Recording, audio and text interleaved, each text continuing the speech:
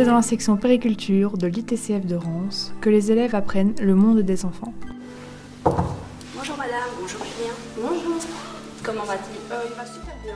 De la couche au jeu, en passant par le biberon, la mise au lit, le repas, la pesée, la mesure et les premiers soins, le tout étudié lors de cours théoriques et pratiques par les apprentis périculteurs. On a du coup le biberon, changer l'enfant, prendre la température, donner les médicaments, mesurer, peser, le mettre dormir, tout ce qui est pour le bien de l'enfant.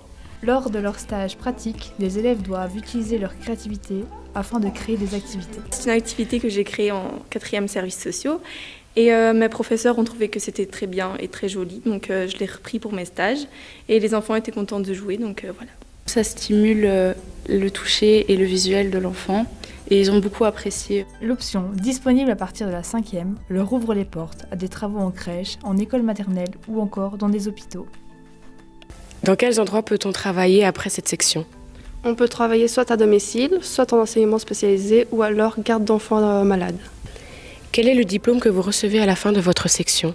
Le diplôme de puéricultrice-puériculteur et le CESS en fin de 7e. Les apprentis périculteurs devront être organisés, être ponctuels, être motivés, dynamiques. Être studieuse, il faut être à l'écoute, il faut être sympathique.